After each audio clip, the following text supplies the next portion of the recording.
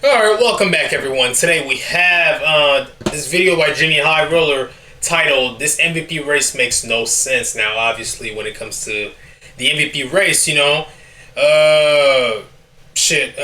obviously a lot of things happened, recently, and now, last month, there's been a lot of talks going around about people, there's been a there's been a massive search of people, wanting Luka to be the MVP over Shea, and unfortunately, that's not going to happen, because as great as Luka is right now, the Lakers were 18-2, in the month of March. I think Luka averaged over 35 points per game. But damn, it's no, wait, did he average over 40 during the month of March? I don't know. But the thing is that, bro, there's been a lot of people who actually people are willing to boycott for him to be MVP. And the thing is that, bro, he's not gonna win that because because must I remind you guys that, bro, the Thunder have the best record in the NBA, okay? The Thunder have the best record in the NBA, and bro, we're talking about the MVP, bro. Team success is extremely important when it comes to MVP voting, bro. It's one of the most important factors, if not the most important, bro. Which is why almost every NBA MVP in NBA history has always, had the number one seed, It's going to happen this year again, bro. I don't see why it would change, okay? SGA and the Thunder have the number one seed. He's going to get that MVP too. And let's not forget that, bro, SGA is having arguably the most efficient season of any player in NBA history right now too, The most efficient 30-point piece ever. So it's when it comes to individual, production, SGA is up there too, But he does have the edge over Luka when it comes to team success, and that right there is gonna, give him the edge in the race. Okay, he's gonna win MVP, bro. He's gonna win MVP. I understand, you guys wanted to, you want it to be Luka, but let's be objective here, man. He's gonna win it, bro. He's a back-to-back MVP. He already secured the award, when he put up that game winner against the Nuggets, a few weeks ago, but whatever. I've got a question. Is a player averaging a near 30-point triple-double worthy of an MVP? What about a player having one of the greatest defensive seasons of all time? Or how about a player averaging 34 points who put up 40 a game for an entire month? Is he worthy of the award? Or what about a player who is having the most efficient 30-piece in the history of the NBA on his way to 65 wins? Damn, exactly, just like I said. It's pretty simple. All of these seasons are worthy of an MVP. But what if all of these seasons are happening at the same time? 4 players, 4 legitimate cases being made, and only one award. Who should be the NBA's most valuable player this season? Well, that depends on who you ask and what they value. Well, that's the thing. The NBA usually values the exact same thing when it comes to the MVP race. So, if they actually stick to the script and value the exact same thing that they've always valued, it's gonna turn out to be SGA. They're gonna choose SGA, bro. But whatever. Today's video is sponsored by Chime, a financial app that helps you save more and manage your money better. With Chime, Hey man, can you share your number one tip for business success? I don't care. Switch to Monday CRM. Get out of awesome. there. The numbers. winning the MVP usually means putting up numbers that jump off the stat sheet. It's not the only thing that matters, but big eye-popping box scores have almost become a prerequisite for the MVP award. And right now there's 2 players who don't just stand out this season, they stand out amongst every season. If we just look at raw box score numbers, Jokic and Luka are gapping the entire league this season. Their numbers have gotten so absurd that they make Shea's 31, 4, and 7 look kind of normal. Add up their per game points, rebounds, and assists, and Jokic and Luka are having 2 of the top 5 most productive seasons in modern NBA history. Jokic joining the 50 Club, an exclusive group that was previously only occupied by 2017 MVP Russell Westbrook, 2025 Jokic, and 2024 Luka. But if sheer numbers alone guaranteed a player an MVP, then Jokic would have won the award in 2025.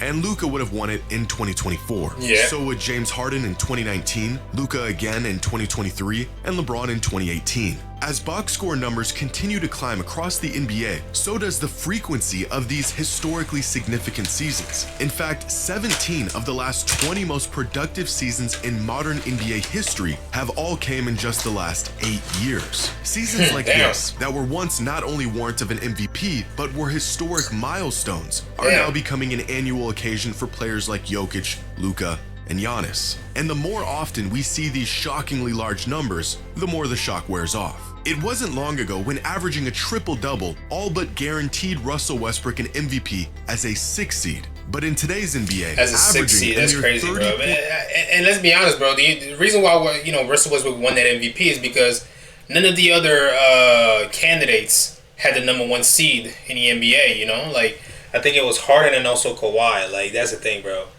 I think also like KD going to the Warriors, kind of shifted the whole thing and helped them. Helped this position massively when it comes to this because, bro, like I promise you, if Durant had joined another team and Curry would have been Curry would have had that exact same, because I think the Warriors had the best record in the NBA at that time. They went 67-15 that year, yes. But the thing is that, bro, if KD had not joined the Warriors and the Warriors would have had the exact same record or even better, bro, Curry most likely would have won that MVP again over Westbrook, despite him averaging a triple-double, bro. Because the thing is that, they just disqualified Curry and KD from winning MVP once they, joined forces because, you guys know how it is, it is way harder to win MVP when you're playing alongside another superstar, let alone another top 3 player in the NBA. But yeah, but that's the thing, that's like one of the only that's like literally the only exception in NBA history for real, of a guy not having first seed. Or there's this thing like in 2024 with Jokic, but the thing is that as a number 2 seed, like he had he had the exact same record as the Thunder that were number 1, but whatever, man. You guys know. Triple-double might not even land you in the top 3 spots for the MVP. Unlike other superstars around the league who fill the stat sheet with historic volume, Shai Gilgeous-Alexander has maintained his spot as the MVP favorite with a season of record-breaking efficiency and consistency, all while spearheading the best team in the league. According to ESPN's net points stat, Shai has only had 5 bad games all season. In fact, there has only been 1 season in the history of the league where a guard was more efficient than Shai at scoring the ball while averaging at least 30 a game. And it was by the greatest shooter of all time, having the greatest season of his career. But to say Shai has simply been efficient this season would be an understatement. So far this season, Shai is scoring 1.6 points every time he shoots the ball. That is the most points per shot by any volume scoring guard in the history of the NBA. 2026 Shai Gilgeous-Alexander isn't having one of the most efficient seasons by a guard.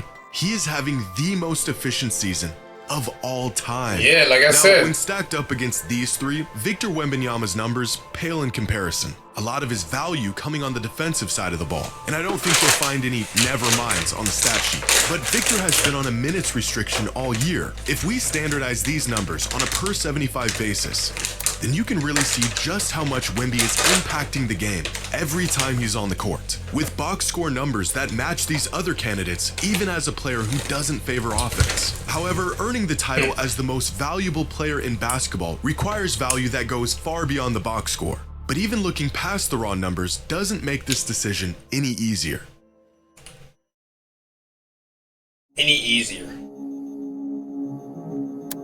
Impact.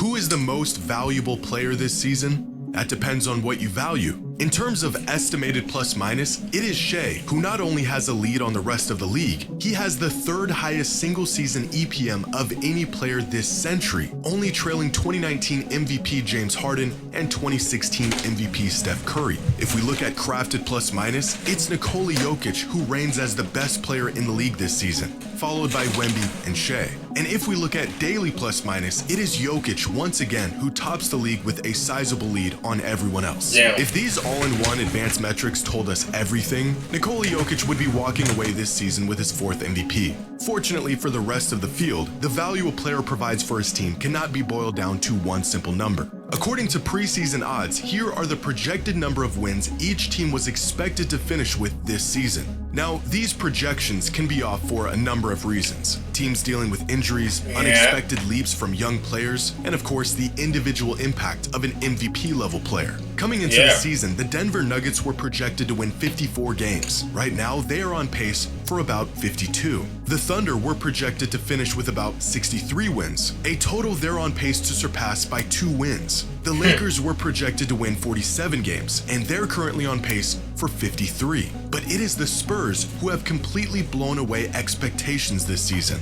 Preseason odds had them winning 45 games this year. They are currently on pace for 62 wins, exceeding projections by 17 wins. If you're looking for who provides the most value, it might be the guy who's transformed the Spurs from playoff hopefuls into title contenders. But looking at the MVP from this angle assigns individual value to team success. And as we all know, despite the MVP being an individual award, more often than not, the perception of a player's value is heavily influenced by the success of their team. After all, if you are truly the most valuable player in basketball, you should be elevating your team to title contention. But rather than looking at team success, let's look at the individual impact these players have on their team. Dunks and Threes has a metric called estimated wins that takes the quality of play from any given player plus the minutes they've played throughout the season to get the estimated number of wins they've contributed to their team's total. Our 4 MVP candidates being the top 4 players in the league this season in estimated wins with 13.8, 14.6, 16,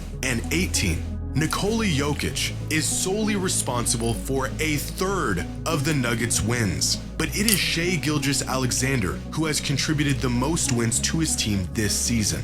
But arguably the most accurate way to assess a player's value is to measure how well their team performs when they're on the court versus when they're off the court. How much does a player's presence directly impact their team? Here are the top 30 players in the league this season and their team's net rating when they're off the court. From the Celtics, who are firing on all cylinders even without Jaylen Brown on the court this season, to the Jazz, who are on the verge of relegation without Lauri Markkanen on the court. And now here is the effect these stars have on their team when they're on the court. With the 4 most impactful players in the league this season being Kawhi, Jokic, Giannis, and Wemby, with the highest net on-off in the entire league of plus 17. This means the Spurs are 17 points better per 100 possessions with Wemby on the court.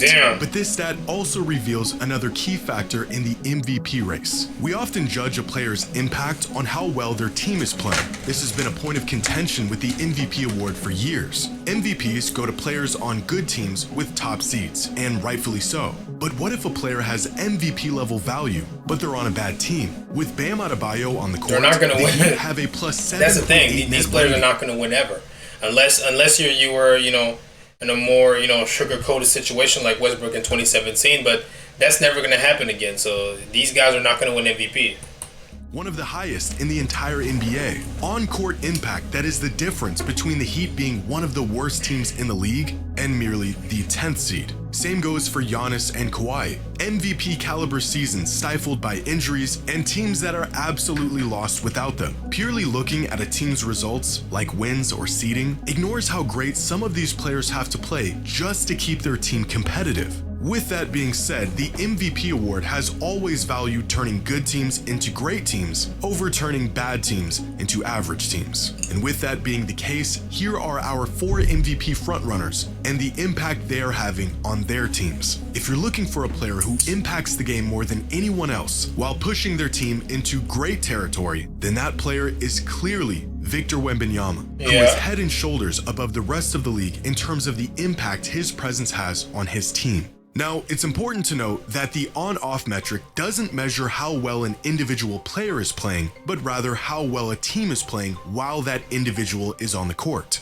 So what if we look at this the other way around? What if we directly measure a player's individual impact and how that affects their team's success? This is ESPN Analytics net point stat, and it divides credit and blame to each player on the court for every play of the game to measure the impact of each individual player. The higher the total net points, the more that player has contributed to their team's wins throughout the course of a season. In fact, the metric is so indicative of a player's value that ESPN literally calls it their MVP stat. For example, last year's 2 MVP finalists, Shai Gilgeous-Alexander and Nikola Jokic, finished the 2025 season within 9 net points of each other.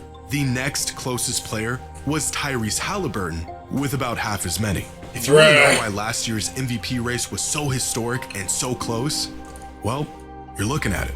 But this year, the results of an entire season of basketball have turned out much different. There's no race in this MVP stat. There's no back and forth at the top of the leaderboard. There's no battle for the number 1 spot.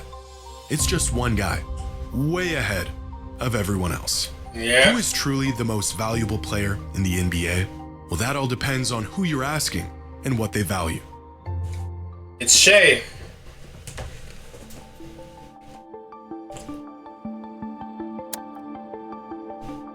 Making the case. With just a couple weeks left in the season, the MVP race has become so close that there is no clear consensus on who the actual most valuable player in the league is. One source will say it's Luka, another will say it's Wemby, and another will tell you it's Shai. According to Basketball Reference's MVP tracker, it is Nikola Jokic who has a firm grasp on the top spot with a 60% chance of winning the MVP. Ask the fan. No, I mean, look, Nikola Jokic's injury definitely, messed him up during this race. He's not going to win that. Fans who they think should be the MVP, and you'll get a completely different answer. A couple weeks ago, NBA Central on Twitter asked fans who is the NBA's most valuable player, the options being Shai, Luka, Wemby, or Jaylen Brown. Within days, nearly 76,000 fans casted their votes, and running away with over 62% of all the votes as the clear winner was Luka Doncic. The result of a late season surge by Luka, averaging nearly 40 points a game for that's exactly what I said. Like there's been a surge of people, wanting him to be MVP over SGA, but that's not gonna happen, man. That slingshotted him up to second place on the MVP ladder. Unfortunately, it's not the fans who get to vote for this award, it's the media. Exactly. If the media again is consistent with their, usual criterias and everything, then SGA will be the clear winner. But if they decide to go off script a little bit, hey, Luka might actually win it.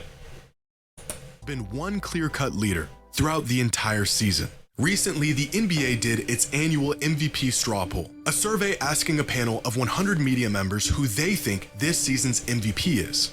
The results? Finishing in 5th was Luka Doncic, who received 0 first-place votes. In 4th was Victor Wembanyama. In 3rd was Cade Cunningham. In 2nd was Nikola Jokic. And with a resounding 78 of the 100 first-place votes was Shai Gilgeous-Alexander. Now, this poll was conducted back on February 20th, 2 full months before the end of the season. And a lot can and has changed over that time. Yeah, literally. But in 2025, the same media straw poll was conducted around the same time.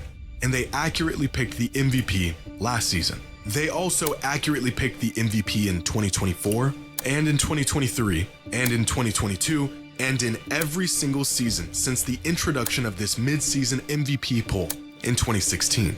Over the course of the entire season, 9 different players have hey, that should tell you everything you need to know right there. in and out of the MVP leaderboard, from Luka and Cade to Brunson and Jaylen Brown. But the first half of the season was all Nikola Jokic, dominating the number 1 spot for 10 consecutive weeks. Yeah. It wasn't until an injury sidelined him for a month when Shai Gilgeous-Alexander snagged the top spot and held on to it in what some people described as a runaway victory. At least it was, up until last week, when for the first time in his young career, Victor Wembanyama grabbed the top spot as the MVP frontrunner. The biggest catalyst in Victor's climb to the number 1 spot, not necessarily being his play on the court, which has been strong and consistent throughout the entire season. It's what he said off the court. 3 arguments. My first one would be that defense is 50% of the game. Yeah. And that it is undervalued. So far in the MVP race, I believe I'm the most impactful player defensively in the league. Second argument would be we almost swept OKC in the season, and we dominated them. Yeah. The third argument would be that offense impact is not just points. Yeah. Immediately after this interview, Wemby's odds to win MVP shot up from plus 1,900 to plus 225, pushing Luka into the 3rd spot and turning this late season battle, at least on paper, into a two-man race. If the MVP strictly went to the best player on the best team, then for the same reason he won it last season, Shai Gilgeous-Alexander would be crowned as the league's most valuable player. If the award went to the player who has the largest impact on his team, then Victor Wembanyama would become the youngest MVP in the history of the league. If the award was for the most dominant player in the league, Nikola Jokic would be a 4-time MVP by the end of the season. And if the fans had a say in it, Luka Doncic would be walking away as the league's most valuable player. With 2 weeks left in— You heard it, but obviously, how many times have we heard the MVP being always awarded to the best player on the best team? We've heard that we've been hearing this shit forever. So that's most likely what it's gonna be now. And now, you know, it's SGA. The season, the MVP race has grown closer than it's ever been. And with 4 players who all have a legitimate case for the award— It's just that majority of the time, the best player on the best team also happens to be the most dominant and also the most impactful at the same time, you know? But now all of that right there is split, you know, in multiple players. But yeah, whatever. I still think that the criteria of the best player on the best team is still holds a stronger, you know, how can I say, it just holds more weight, you know? But yeah. Only one can earn the title as the NBA's most valuable player. But hey, what do you guys think about that? You know, what do you guys think of Jimmy's points on this? What do you guys think of his takes? And what do you think of mine? Anyways, I'll see you guys in the next one. Peace out.